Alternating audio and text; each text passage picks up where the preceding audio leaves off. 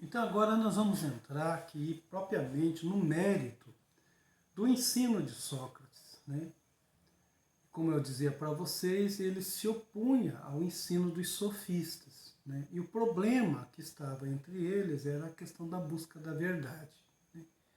Então, no caso dos sofistas, Sócrates percebeu que o relativismo deles, né, estava ali embutido na arte retórica, né? O justo, o verdadeiro, o bom, né, era de acordo com o resultado do debate e não com a natureza da própria verdade. Então era isso que Sócrates percebia. Platão depois vai continuar, né, colocando isso também. Então a arte retórica era aquela capaz de transformar, fazer homens capazes de fazer o pior parecer melhor. Ou seja, a arte retórica ela chega a convencer as pessoas de que uma coisa ruim é melhor para elas. E o contrário também vale, né? Então são homens capazes de fazer o pior parecer melhor. Então é aquele que tem condição assim, de boa fala, né? Estudou um pouco mais, né? Fala com mais desenvoltura, aí ele se prevalece sobre os outros. E se ele tiver assim uma intenção muito ruim, é bem capaz dele convencer as pessoas a entrar no negócio, né? São normalmente, os sofistas, eles são chamados de os primeiros advogados. Eles fazem esse tipo de trabalho. Eles também são comparáveis hoje ao marqueteiro político e também, né, ao publicitário, né, publicidade e propaganda. O que faz uma propaganda? A propaganda vai insistindo com você até você sentir que aquela coisa, sem aquela coisa você não pode passar, né? Ele vai criando uma necessidade que você não tem. Né? Então você tem que comprar aquele par de sapato, mesmo que tenha uns 2 ou 3 em casa, porque a propaganda disse que ter aquele sapato você vai ser mais gente do que se não tiver. Então ela consegue fazer você comprar uma coisa que você não precisa. A retórica é isto, né? Bom, então a figura de Sócrates ela é um eixo, né, na história da formação do homem grego. Né, o Werner Jäger diz que ele é o maior fenômeno pedagógico do Ocidente, até hoje. A forma com que Sócrates dava aula não é esta que eu estou fazendo. Sócrates nunca dava uma resposta pronta a um aluno dele. Ele sempre perguntava, ele fazia o aluno procurar dentro de si a resposta, porque ele acreditava que cada aluno já tinha verdade dentro de si, e que professor nenhum ensina a verdade a ninguém. O professor é apenas um auxiliador para que o aluno rebusque aquilo dentro de si, resgate aquela verdade que ele deixou ficar soterrada dentro dele, né? Então ele acaba transformando aqui a filosofia em preocupação ética, né? E é um dos primeiros assim a transformar a filosofia numa introspecção, né? A perscrutar a alma humana. Ele vai dizer que a essência do homem é a sua alma, certo? Então ele, assim, o método dele, ele dizia que o ensino dele, ele queria fazer o mesmo que a mãe dele fazia. A mãe dele era parteira. Então, o trabalho de ensino dele é como se fosse uma maêutica. Maêutica é trabalho de parto, né? No trabalho de parto tem que ter 2 pessoas, né? A mulher que tem o filho, a parturiente, né? E a parteira, né? A maêutica é o trabalho da parteira, né? O professor tem que ser algo assim. Então, no ensino de Sócrates, tem algumas expressões que eu preciso notar aqui para vocês, que são fundamentais. A primeira delas é o autoconhecimento de si. Ou, se vocês quiserem, pode falar de autoexame, né, de si. Ou seja, cada um tem que fazer um mergulho para dentro de si mesmo. Né? É um caminho de busca. Então, o professor é apenas um guia. Ele vai guiar com um bom discurso, mas o discurso é de as perguntas corretas, certo? Depois eu vou dar um exemplo de como isso funciona, né, na metodologia do Sócrates. Para isso, o Sócrates acreditava que o passo primeiro que você deveria dar é tomar consciência de uma coisa importante. Sei que nada sei. Né? Essa frase, quase sempre, ela é tomada com piada. Né? As pessoas gostam de fazer assim, de jogar, né, assim, com humor com essa frase. Sei que nada sei. Né? No entanto, essa frase é mais profunda, ela tem assim uma consequência. Né? Quando Sócrates está dizendo sei que nada sei, ele está dizendo, olha, se você quer realmente buscar a verdade, a primeira coisa que você tem que ter em mente, né, é que você esqueceu essa verdade dentro de você. Então, esse sei que nada sei significa isso. Agora eu sei que eu sou um esquecido. Só isso. Não é outra coisa. Né? E se eu sei que eu sou um esquecido, eu tenho que fazer um esforço para me relembrar. Esforço da lembrança. E aí que entra, então, a direção de um mestre na dialética, não na retórica. A retórica é do sofista. A do Sócrates vai ser a dialética, porque tem que ser através do diálogo. Né? O Sócrates ele vai perguntar, o aluno vai ter que responder. Né? E aí ele vai perguntar sobre aquela resposta, o aluno vai rebuscar a resposta e assim vai indo. Até que se chegue, né, numa opinião assim, bem elaborada, né, que o grego vai chamar de episteme. Né? Então é o diálogo. Né? Ele acredita. Então o professor não ensina um conhecimento pronto e acabado. Certo? Na metodologia dele, o método dele se chama elencos. Não esqueçam isso. Elencos. Esse é o método de Sócrates. E tem duas coisas nesse método. A primeira delas é a ironia. Ironia é uma espécie de fingimento. Ou seja, o Sócrates que está perguntando sabe que o aluno deu uma resposta mais ou menos, né? Ele entendeu, mas ele finge não entender para provocar mais argumentos no aluno, para dar a chance do aluno revisar aquilo que diz. Isso é ironia. Né? E a ironia vai levar o aluno à aporia.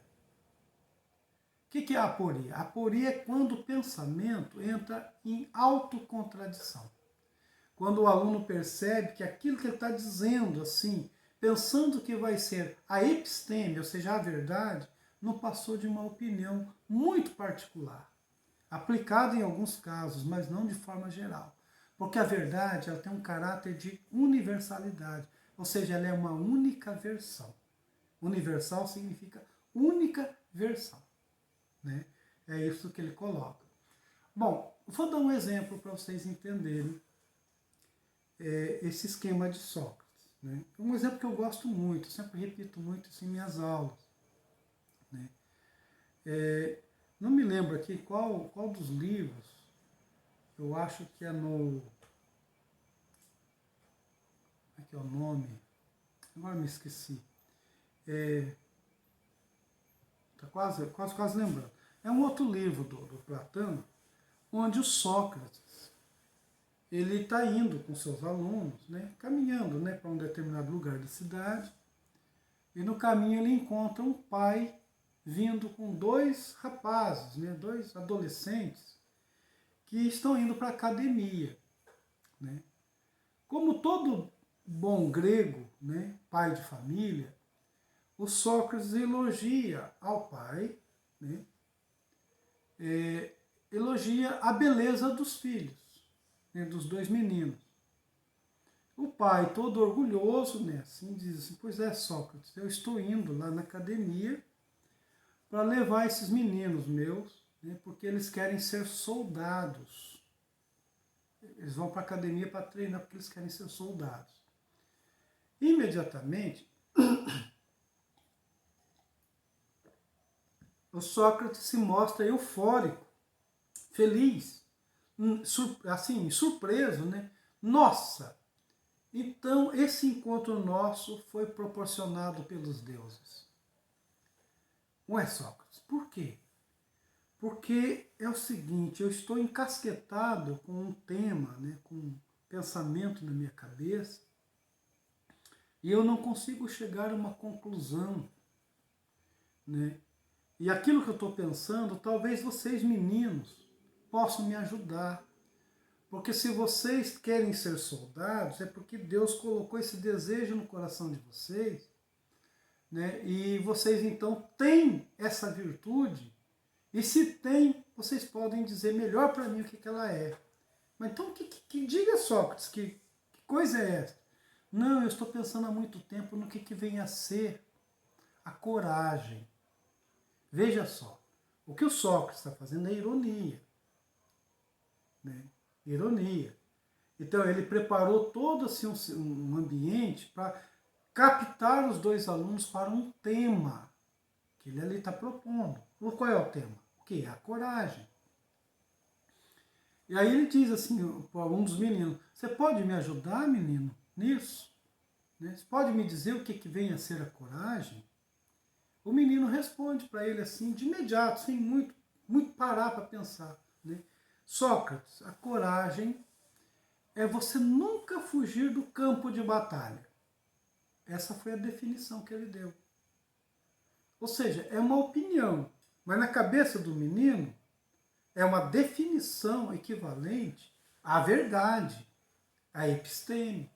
Coragem é você não fugir do perigo, não fugir da luta, não fugir da raia. Né?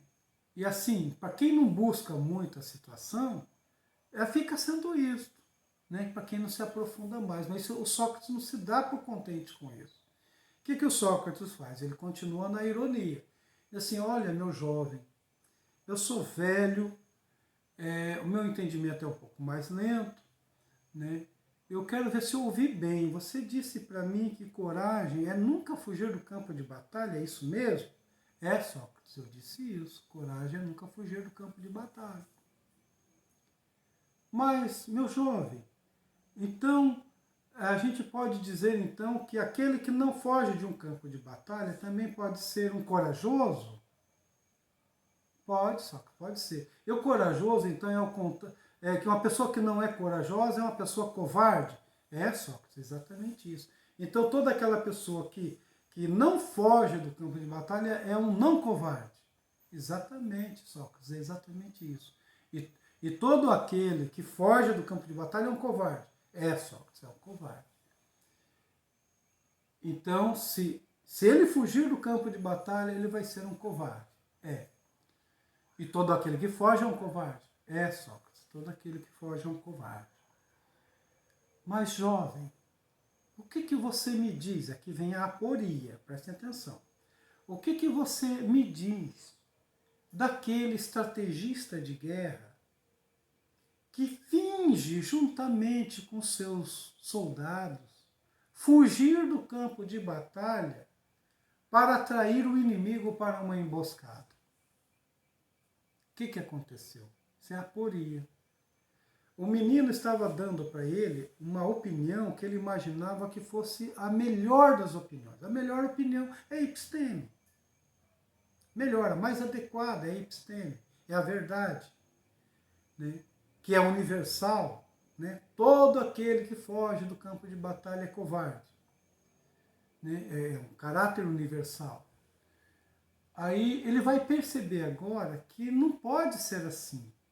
Que há alguns que fogem do campo de batalha e que nem por isso são covardes. Né? Estão apenas fingindo uma covardia. Então, se há pelo menos uns que fogem e não são covardes, a coragem não pode ser fugir do campo de batalha. Não pode ser a definição para a coragem. Ela vai valer em algumas circunstâncias, mas não vale como universal. Percebe? Esse tipo de aula que o Sócrates dá se chama aula na dialética. Certo? Bom, entenderam? Então, assim tem mais. Se vocês lerem os livros de Platão todos, os diálogos de Platão, olha só. Os livros de Platão são assim, são diálogos, né? Tem vários nomes. Por que é diálogo? É como se fosse uma peça de teatro, onde tem personagens que falam, outros que respondem. Então, quem não está muito acostumado vai sentir assim, diferença nos textos de Platão.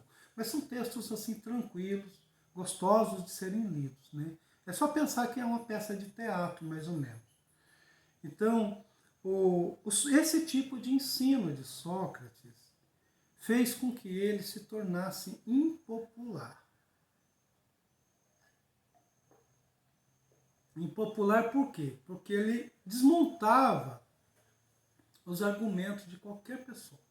Tinha gente que cortava a volta quando o Sócrates estava para encontrar. Por quê? Porque o Sócrates, como ele era um cidadão livre, né, ele passava horas em conversa assim, com qualquer pessoa, podia ser criança, um escravo, né, um discípulo dele, uma pessoa rica, um sofista. Né? Ele era um prosador, né, seu ensino. Né? E só que quem, né, se colocava para discutir com ele, normalmente era vencido por ele. Né? Era desmanchado seu argumento. E isso fez com que o Sócrates se tornasse impopular. Né? E colaborou para isso também a um episódio histórico que vocês conhecem pela história como a Guerra do Peloponeso. O que vem a ser isso? Olha, as cidades gregas, no passado, antes de Sócrates, tinha tido uma guerra contra os persas, né? Que é aquela que vocês vão ver lá no filme Os 300. Né? Lá tem o Xerxes, né? Enfim. E as cidades gregas se juntaram para combater os persas. Né? Essa guerra demorou muito, né? Foi muito dispendiosa. Né? Mas depois que os gregos ganharam a guerra, né? Não permitiram a tomada do seu território pelos persas, as cidades gregas começaram a encrencar entre si, né? E elas eram lideradas por Esparta e por Atenas. O Sócrates, tanto quanto o Platão, eles são cidadãos de Atenas. Né?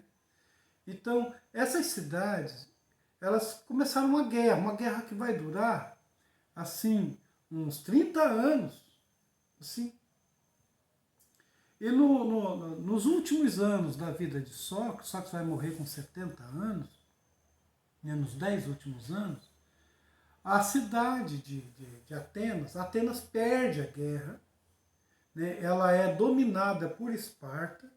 Esparta coloca para governar Atenas 30 tiranos. 30 tiranos. Ou seja, é como se colocassem 30 prefeitos. Entre esses, havia alguns atenienses traidores. E algum deles, por exemplo, como Alcibíades, foram alunos de Sócrates. Então, assim, toda vez que tem uma crise social, uma crise econômica, uma crise na sociedade, os homens tendem a buscar um culpado, a buscar um bode expiatório. E os gregos não fizeram isso também. Né? Então, muita gente foi procurar a causa. Por que nós perdemos a guerra? Por que agora nós perdemos a nossa democracia? Por que agora a gente está sendo governado aqui por 30 tiranos? Quem é culpado disso? E aí, então, Sócrates foi apontado como um dos culpados. Né? E foi denunciado por 3 homens. Né? O Meleto, que era jovem, né, o Licão, que era um homem de meia idade, e um velho chamado Ânito.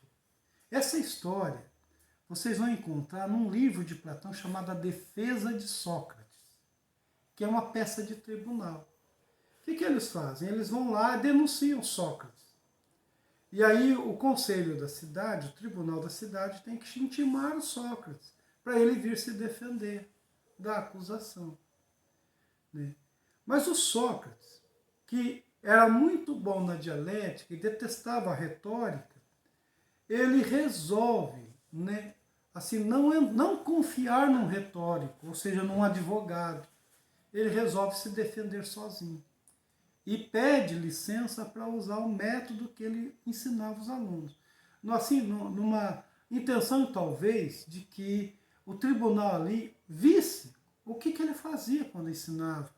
Né? Só que isso não dá certo num tribunal. O tribunal é o espaço da retórica, onde um argumento é para vencer o outro. né? Não para buscar junto a verdade, porque as pessoas não estão tendenciosas à verdade, né? É mais ou menos como no impeachment da presidente Dilma, né? Todo mundo já estava decidido que ela não ia ser mais presidente. Não importasse o que ela falasse, que provas ela apresentasse, que argumentos ela apresentasse. Ninguém nem queria ouvir, né? Como foi a declaração, por exemplo, do Álvaro Dias, né? O senador Álvaro Dias, né? E vários outros, incluindo o próprio Bolsonaro, né? Que na época foi execrável, né? No voto dele. E aí vocês vão ver ali, tá todo mundo de carta marcada, então não adiantava fazer essa situação.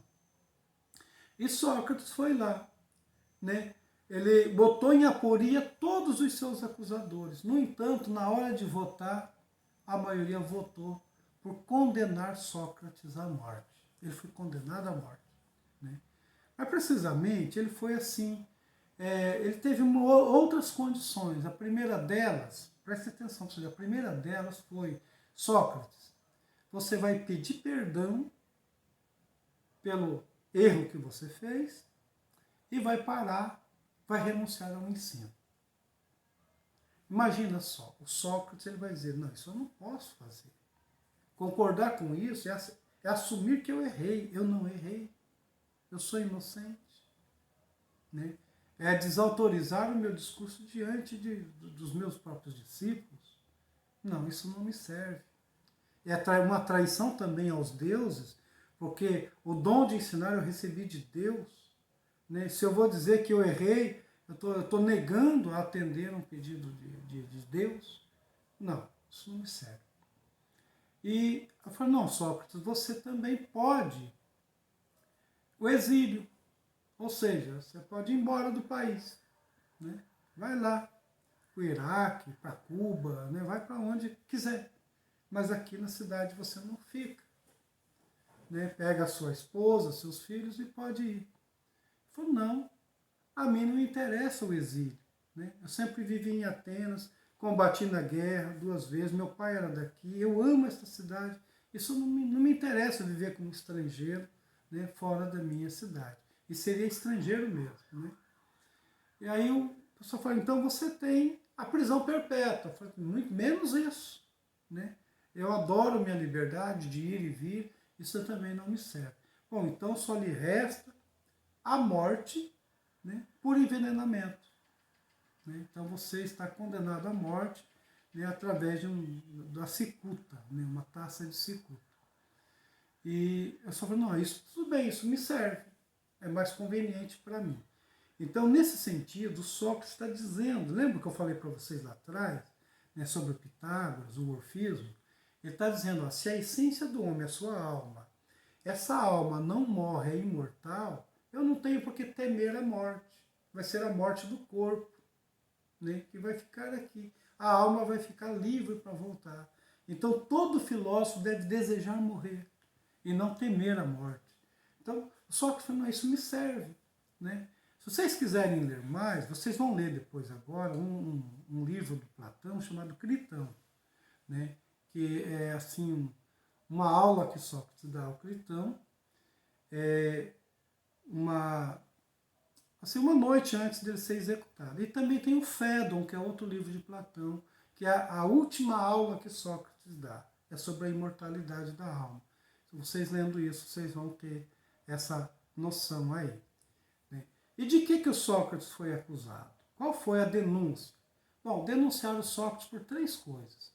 Por ateísmo, de não acreditar nos deuses, por perverter a juventude, perverter a juventude com seu ensino, relativizando a crença nos deuses e relativizando os valores da cidade. Essa foi a denúncia, né? E Sócrates então seria culpado. E de fato Sócrates morre, né? Vocês vão olhar lá depois no Fédon, né, como é que é essa história da morte dele, tá? Tudo bem? Vamos parar por aqui.